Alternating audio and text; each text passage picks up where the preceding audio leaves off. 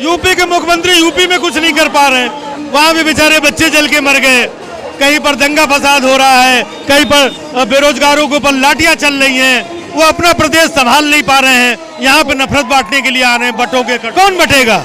आज जब कांग्रेस और शिवसेना उद्धव ठाकरे एक हो गए, जो कभी नहीं सुनते थे आप, है ना, शरद पवार एक हो गए, तो ये सब तो एक है, तो इनके एक होने से उनको डर लग रहा है। तो जब ये एक हुए तब वो बोल रहे हैं बटोगे तो कटोगे। लोकसभा चुनाव में बोल रहे थे आपकी भैंस छीन के ले जाएंगे, आपका घर छीन के ले जाएंगे, मंगलसूत्र छीन के ले जाएंगे, है ना। तो ये लोग तो डराने का, धोखा देने का, झूठ बोलने का, जुमले का राजनीति करते हैं, वही कर रहे हैं। पहले तुम उधर था, उधर से इधर आ गया, तो परिवारवाद भी चल रही, धोखेबाजी भी चल रही है, घपला घोटाला भी चल रहा है, जेल भी चल रही है, तो सब कुछ तो चल रहा है। इससे बड़ी कॉमेडी कहाँ मिलेगी यार। यही लोग बोलते हैं बटोगे तो कटेंगे, ये क्या बोलते हैं, नहीं हमारा ऐसा नहीं है, हम नहीं मानते हैं। तुम्हारा साथी बोल रहा है बटोगे कटोगे, तुम बोलता है नहीं हमारा ऐसा नहीं। क्या नाटक, मैं चाहे ये करूं, मैं चाहे वो करूं, मेरी मर्जी।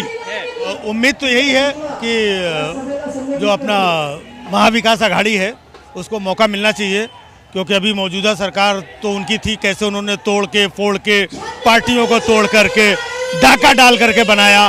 तो अब जनता को ऐसा लग रहा है कि उनको न्याय मिलना चाहिए, इंसाफ मिलना चाहिए, और जो इनकी नफरत की एक राजनीति है, बटेंगे कटेंगे, इनसे जनता के मन में एक बहुत निगेटिव एक थॉट जा रहा है।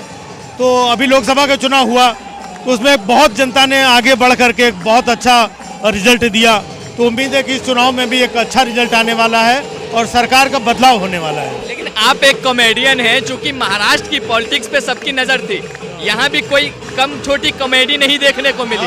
आप एक कॉमेडियन है, उसको कैसे देखते हैं? सबसे ज्यादा कॉमेडी तो यहीं पर हो रही है, और किसी को अगर राजनीति करनी है उसको महाराष्ट्र में मौका न मिले तो पूरे हिंदुस्तान में कहीं नहीं मिल सकता है, क्योंकि बाकी जगह होता है 2 पार्टियां होती हैं, कहीं पर 3 पार्टियां होती हैं, यहाँ पे 6-6, 7-7, 8-8 पार्टियां हैं, एक पार्टी की 2-2 पार्टी। तो इतने, जैसे आप देखो, जिसको पिछली बार वो इनके खिलाफ लड़ा था वही आज बीजेपी के साथ जाकर के लड़ रहा है। अजीत पवार दादा जो पिछली बार इसमें थे, अपोजिशन में थे, वो सरकार के साथ हैं। नवाब मलिक जो कि अपोजिशन में थे, जिस सरकार ने उनको जेल में डलवाया, आज उन्हीं के साथ बैठ करके, है ना। तो ये जो अव्यवस्थाएं हो रही है ये कॉमेडी है और कुछ नहीं है। तो सबसे बड़ी कॉमेडी तो यहीं पर हो रही है। तो समझ में आता है कौन किसके साथ है? बिल्कुल एकदम से, अगर आप देखो ना तो बिल्कुल समझ में नहीं आएगा कि कौन किसके साथ है। ये इसके साथ मिला हुआ, उसके साथ मिला हुआ, तो उसके साथ मिला हुआ है, अरे वो तो उसके साथ तो इधर कैसे आ गया, अरे इधर तो उधर का, अरे इधर आदमी कंफ्यूज। तो ये बहुत कंफ्यूजन है। इसलिए मैं चाहता हूँ कि महाविकास आघाड़ी की सरकार बने, तो इससे बहुत सारा कंफ्यूजन क्लियर होगा। ये जो पार्टियां तोड़ी गई हैं, ये जो शिंदे साहब ने अपनी पार्टी बनाई है, जब ये चुनाव महाविकास आघाड़ी जीत जाएगी तो शिंदे साहब का काम अपने आप खत्म हो जाएगा, पार्टी भी खत्म हो सकती है, अजीत पवार दादा की पार्टी भी खत्म हो सकती है, या वो वापस लौट करके शरद पवार जी के साथ आ सकते हैं। तो वो कंफ्यूजन भी खत्म होगा, इसलिए चुनाव जीतना बहुत जरूरी महाविकास आघाड़ी का। राजीव जी एक बात बताइए, आपको क्या लगता है कौन सी ओरिजिनल एनसीपी है, कौन सी ओरिजिनल क्या कहते हैं शिवसेना है, कौन लगता है आपको? ओरिजिनल कौन सी होती है भाई? आप अपना, आपके जो पिताजी का घर है, भले आप मुंबई में आके अपना फ्लैट बना लो, कुछ भी बना लो, तो ओरिजिनल घर तो आपका वही है ना। ओरिजिनल घर तो जो आपके पिताजी का है वही है। तो जो पिताजी शरद पवार बैठे हैं तो ओरिजिनल तो वो है, इधर उद्धव साहब ठाकरे बैठे हुए हैं, ओरिजिनल वो है। कल को आपका माइक कोई छीन करके भाग जाए, है ना, उधर जाकर के कुछ बोलने लगे, तो आपको लेके थोड़ी भाग जाएगा, ओरिजिनल तो आप ही रहोगे ना। तो ये जो पार्टियां तोड़ फोड़ के पैसा, पन्नास खोखा, ये सब जुगाड़ तुगाड़ से थोड़े समय के लिए बनाई गई है। बाकी जो ओरिजिनल है वो ओरिजिनल होता है, ओरिजिनल है, और इस चुनाव में दिखेगा ओरिजिनल। नहीं तो एक खोखा का नाम लिए आप, यहाँ खोखा चलता है क्या? खोखा चला ही है ना, तो पब्लिक बोलती है पन्नास खोखा पन्नास। भाई बगैर खोखे वोखे के एक जो सरकार चल रही है, आपका कैमरामैन अचानक यहाँ से कैप्चर कर रहा है और वो जाके दूसरी पार्टी में दूसरा इंटरव्यू लेने लगे आपको छोड़ करके, तो बिना किसी फायदे के चला जाएगा क्या?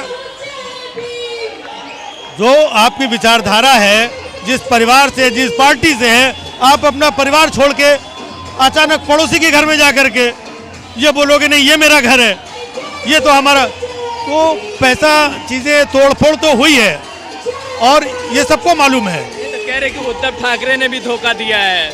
नो, उद्धव ठाकरे जी ने किसको धोखा दिया? क्योंकि बीजेपी के साथ चुनाव लड़े थे, इधर कैसे आ गए वो? नहीं, इधर तो सबसे पहले तो उन्होंने धोखा दिया था। सबसे पहले उन्होंने धोखा दिया जब फडणवीस साहब अजीत पवार के साथ जा करके सुबह का सुबह शपथ लेके आए, तो सबसे पहले धोखा किसने दिया? तो उद्धव ठाकरे को मालूम पड़ा ये लोग धोखा देने वाले हैं, इसलिए वो वहां से बच के निकले। धोखा उद्धव जी ने नहीं दिया, धोखा बीजेपी ने दिया, धोखा फडणवीस ने दिया। महाराष्ट्र में अब आगे कोई ड्रामा देखने को मिलेगा जिस तरीके से पिछले 5 सालों से जो चलता आ रहा है? ड्रामा तो बहुत है, क्योंकि पिछले 5 साल चुनाव के बाद भी ड्रामा हुआ, कई ड्रामे हुए। इस बार भी मुझे लग नहीं रहा है कि बहुत साफ सुथरे तरीके से आसानी से सरकार बन जाएगी। चुनाव के बाद, रिजल्ट के बाद बहुत ड्रामे होंगे, लेकिन सरकार विकास आघाड़ी की बनेगी। ड्रामे होंगे आपको लग रहा है? ड्रामे होंगे, बहुत सारे ड्रामे होंगे। अभी पहले से कैसे बता दिया जाए, है ना? बहुत कुछ हो सकता है। अभी कुछ सीटें हैं अजीत पवार साहब का, उन्होंने तो पहले भी दिखाया इधर उधर, कहीं कुछ हो गया वो इधर आ सकते हैं, है ना? शिंदे साहब को लगा कि हमारा भविष्य वहां नहीं है, चलो हम अपनी घर वापसी करें लौट करके, तो शिंदे साहब इधर आ सकते हैं। तो बहुत कुछ हो सकता है, अभी मालूम नहीं क्या होगा, लेकिन होगा बहुत कुछ। लेकिन यूपी के मुख्यमंत्री आ रहे हैं, यहाँ कह रहे हैं कि बटोगे तो कटोगे। यूपी के मुख्यमंत्री यूपी में कुछ नहीं कर पा रहे हैं, वहां भी बेचारे बच्चे जल के मर गए, कहीं पर दंगा फसाद हो रहा है, कहीं पर बेरोजगारों के ऊपर लाठियां चल रही हैं, वो अपना प्रदेश संभाल नहीं पा रहे हैं, यहाँ पे नफरत बांटने के लिए आ रहे हैं। बटोगे कौन बटेगा? आज जब कांग्रेस और शिवसेना उद्धव ठाकरे एक हो गए, जो कभी नहीं सुनते थे आप, है ना, शरद पवार एक हो गए, तो ये सब तो एक है, तो इनके एक होने से उनको डर लग रहा है। तो जब ये एक हुए तब वो बोल रहे हैं बटोगे तो कटोगे, उनका डर बोल रहा है ये। हाँ, ये मोदी जी भी आ रहे हैं, यहाँ कह रहे हैं एक है तो सेफ है। ये कह रहे हैं कि अगर ये लोग आ जाएंगे तो बेटियां छीन के लेकर के चले जाएंगे। अभी तो चुनाव में, वो लोकसभा चुनाव में बोल रहे थे आपकी भैंस छीन के ले जाएंगे, आपका घर छीन के ले जाएंगे, मंगलसूत्र छीन के ले जाएंगे, है ना? तो ये लोग तो डराने का, धोखा देने का, झूठ बोलने का, जुमले का राजनीति करते हैं, वही कर रहे हैं। उनको जो आता है वो कर रहे हैं, अपोजिशन को जो आता है वो कर रहे हैं। क्या लगता है जिस बीजेपी से कभी बगावत किया करते थे नवाब मलिक, आज उसी गठबंधन का हिस्सा होकर के वो चुनाव लड़ रहे हैं, इसमें कुछ कॉमेडी नजर आ रही है क्या? अरे पूरा कॉमेडी है इसमें तो उनको पूछना चाहिए, जो मोदी साहब और बीजेपी कहती है परिवारवाद, है ना, तो अब मोदी जी और फडणवीस साहब क्यों नहीं बोल रहे कि तो बाप भी हमारी तरफ से लड़ रहा है, इसको इधर खिसका के लड़ रहा है, इधर से बेटी को लड़ा दिया, है ना, पहले तुम उधर था, उधर से इधर आ गया। तो परिवारवाद भी चल रही, धोखेबाजी भी चल रही है, घपला घोटाला भी चल रहा है, जेल भी चल रही है, तो सब कुछ तो चल रहा है, इससे बड़ी कॉमेडी कहाँ मिलेगी यार? जिसने सवाल ये उठता ना, जो नवाब मलिक बगावती तेवर अपनाया करते थे बीजेपी के खिलाफ, आज उसके साथ कैसे आ गए? अब यही तो जनता जानना चाहती है। इसका मतलब आप सत्ता के लालची हैं, आपको जिसने जेल डलवाया उसको आप भूल गए, है ना, जिसने आपको हैरेस किया, जिसने आपके साथ सब कुछ किया, आप उसी के चरणों में लौट रहे हैं। इससे बड़ा धोखा क्या हो सकता है जनता के साथ में? इस धोखे का सबक जनता सिखाएगी। आप देखिए ना, खुले ये सब, और कितनी कॉमेडी है भाई। नवाब मलिक खुद आके लड़ते। अच्छा, दूसरी तरफ यही लोग बोलते हैं बटोगे तो कटेंगे, ये क्या बोलते हैं, नहीं हमारा ऐसा नहीं है, हम नहीं मानते हैं। तुम्हारा साथी बोल रहा है बटोगे कटोगे, तुम बोलता है नहीं हमारा ऐसा नहीं। क्या नाटक चल रहा है? अपने में इत्तेफाक नहीं है, अपने में। तो ये सब बेवकूफ बना करके हम इधर से लड़े, मैं चाहे ये करूं, मैं चाहे वो करूं, मेरी मर्जी, मैं चाहे इधर से लड़ूं, मैं चाहे उधर से लड़ूं, मैं चाहे जेल जाऊं, मैं लौट जाऊं, मैं चाहे इनके खिलाफ बोलूं, ये चाहे मेरे को जेल डाले, डंडा मारे, कुछ भी करे, लेकिन फिर भी मैं इनके साथ चुनाव लड़ेगा, मेरी मर्जी। चलिए, बहुत बहुत धन्यवाद।